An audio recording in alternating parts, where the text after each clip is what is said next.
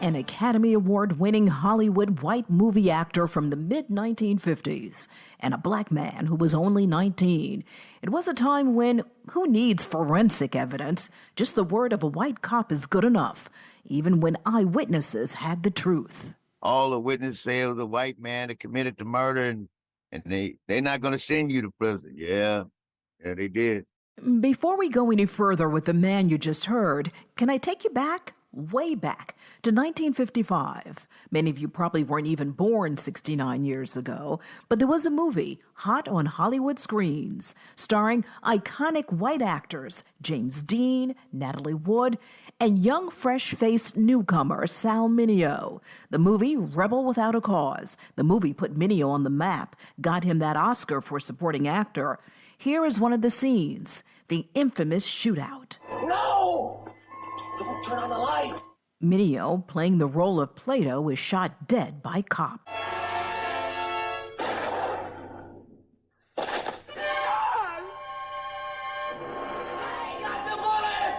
Fast forward to real life, 1976. Sal Mineo, the teen actor, was now 37 and in the headlines, not for some new blockbuster, but because he was murdered. Somebody knifed him, stabbed him to death, right in front of his Hollywood apartment on West Holloway Drive. Police suspect a robbery gone wrong. And guess who went to prison? You had all those witnesses. And just to tell our listeners, how did you look back in 1976? I was five and a half, with a big old afro, had a mustache, goatee. And the main thing, you're black. You're black then, you're black now. Right. I ain't never changed no other color but black. That's all I am. That's all I ever been. That's all I'll ever be. The story of Lionel Ray Williams is a new compelling documentary. Better than anything Hollywood could make in fiction is a fact here in Blackland. And now, as a brown person, you just feel so invisible. That's not fiction. Where we're from. Brothers and sisters, I welcome you to this joyful day. We celebrate freedom. Where we are. Get on the ground! I know someone heard something. And where we're going. We the people means all the people. The Black Information Network presents Blackland with your host, Vanessa Tyler. It made big news. A has-been Hollywood actor murdered, bloody, violent. Who did it? There was a description, but the killer looked nothing like Lionel Ray Williams. Ray, welcome. How you doing? What was the description of the killer, and who were the witnesses who saw him?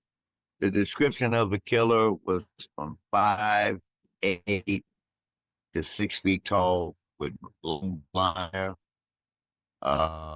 Thin, no mustache, no hair on his face. The witnesses was a white security guard. The other witness was a little white guy walking his dog. It was a 9-year-old girl. She was also white, and her mother was an eyewitness. She was also white. Even with white witnesses to what happened in West Hollywood, cops in California somehow got a brown-skinned black 19-year-old with a big afro. He didn't fit the description, but again, it didn't matter. How did you even get arrested back in 1976? How did your name even come up? The Los Angeles sheriffs put out a bulletin stating that if they seen a yellow car in that area, if someone loaned a small yellow car in that area, contact the police. So O'Connor Lincoln called the police and said that they loaned me a small yellow car that day.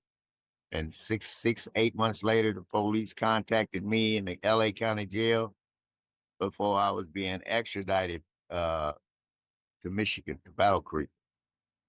Face charges out there on a forgery case. Okay, for background, Ray didn't own a yellow car, but he did have a 71 deuce and a quarter, the Electra 225 Buick he bought from O'Connor Lincoln. But the brakes went bad, so he took the car to the dealership to be repaired. They gave him a loaner. a little yellow Dodge Colt. So voluntarily, the people at the car dealership called the police and said, hey, we lent a black man a little yellow car that fit that kind of description. He might be the killer. Is that how they made the connection?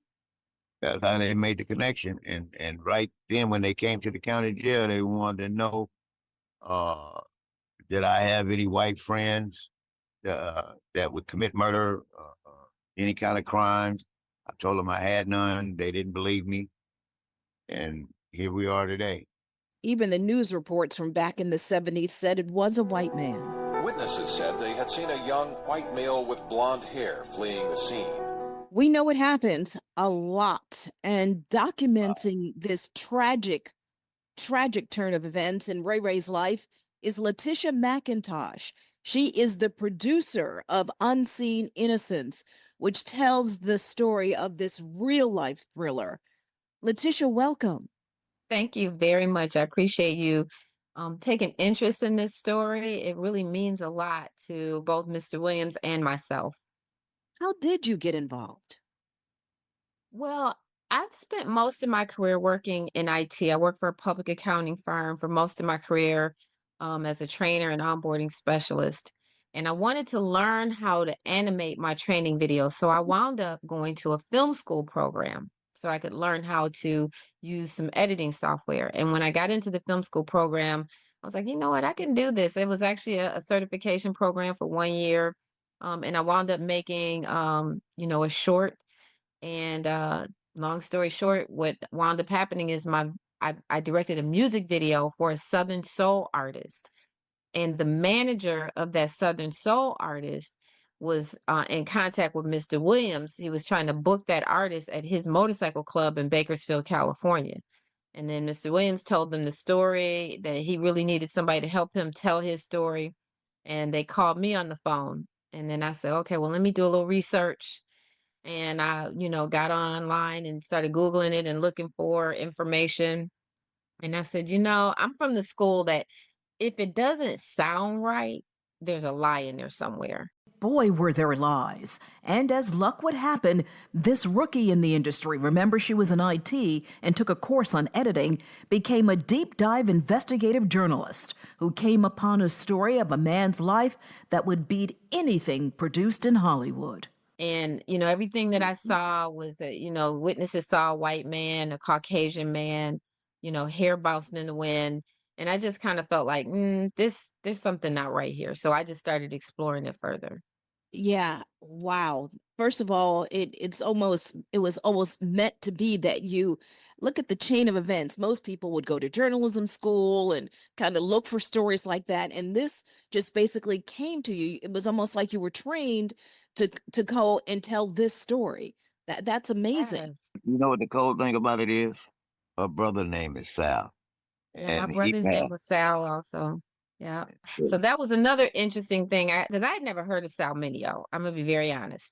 And when I started researching, I said, well, I knew about Rebel Without a Cause. And then I learned about the curse. And then I learned a lot of different things. And then because of my background being in IT and me, having some background with programming and, I used to have to find the missing syntax in the code when it wouldn't run properly. So I'm used to combing through information and deciphering information. So when I came across this, that's just kind of what I did. I just started gathering all kinds of information. The curse of the movie Rebel Without a Cause. Besides Sal Mineo's murder, the top stars of the movie, James Dean, the popular handsome white actor of the 50s, died at age 24 in a car crash in his German-built Porsche. The movie also starred Natalie Wood. She played the role of Judy. She died in a mysterious boating accident. And of course, Sal Mineo, who later in life made news as one of the earliest actors in Hollywood to come out as part of the LGBTQ community. Unheard of in Hollywood at the time, Mineo was murdered, and the unjustice system successfully fingered then 19-year-old Lionel Ray Williams as his killer. My goal is to help Mr. Williams not only get exonerated, but then also to clear the record so that his name isn't tarnished like this. He has always said, I was no angel. and I can respect that. You know what I mean? I can respect the fact that he's very honest about, the path and the road that he was on when he was in his young age. But he has a child, he has children, but he has a young child and he has grandchildren. And I just kind of feel like his legacy should not be tied to the death of Sal Mineo the way it is. But it is. Just Google Sal Mineo or Ray Williams. They're tied together. Ray's life, Sal's death.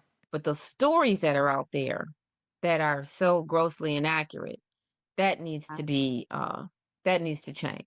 It's been 48 years since the crime. Ray has been home 25 years. Still, being railroaded is something you never get over, serving 12 years in infamous San Quentin while innocent, especially since there were several eyewitnesses.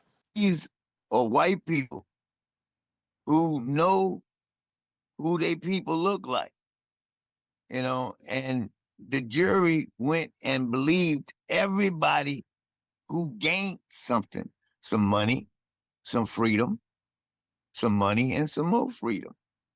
Because I was the get out of jail free card for everybody who knew me. If you had a case of your boyfriend was in jail, come and say Ray told me that he did it, and I'll let him get out. I'll let her get out. I'll give them some money. I'll let them out of prison.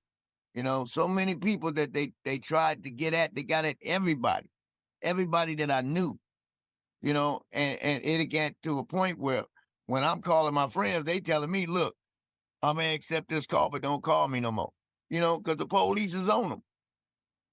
Wow. And the police is trying to get something on them so they can get on me.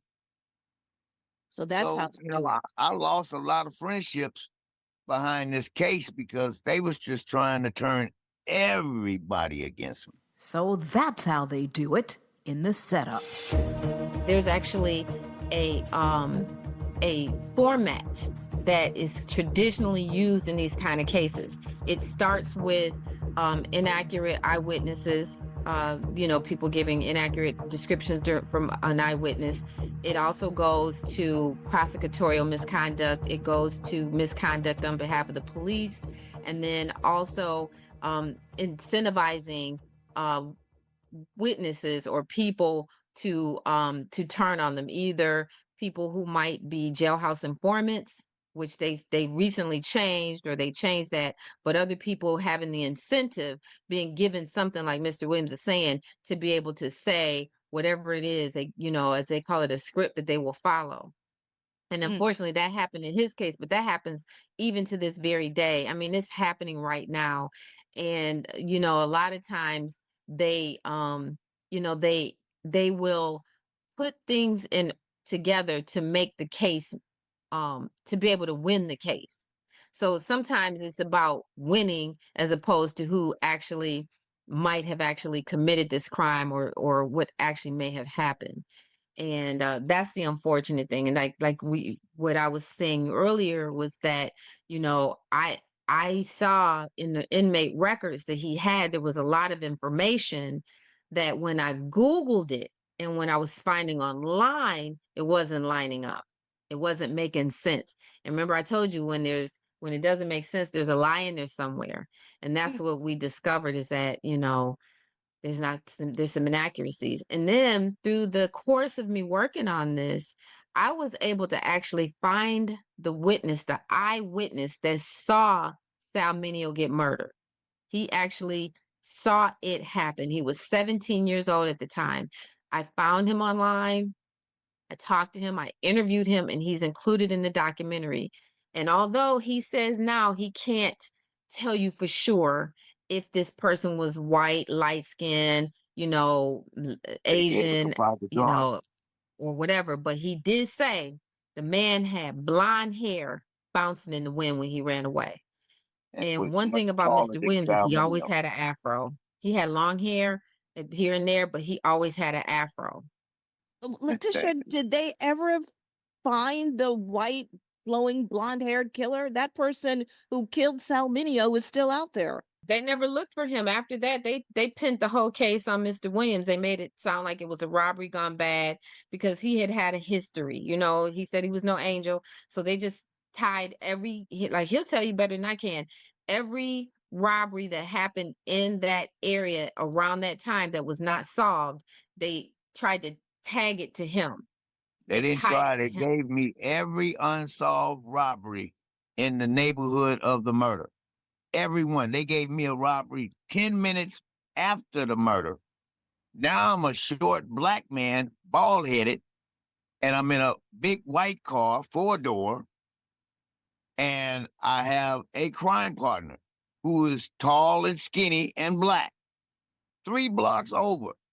Now, after the murder, I'm 3 blocks over committing a robbery with a gun this time. Mr. Ray, how did you get out of prison? You were supposed to serve, you were sentenced to 51 years. I need to ask you what that felt like when you heard that sentence. And then how did you get out serving a dozen? I really thought that I was a dead man walking.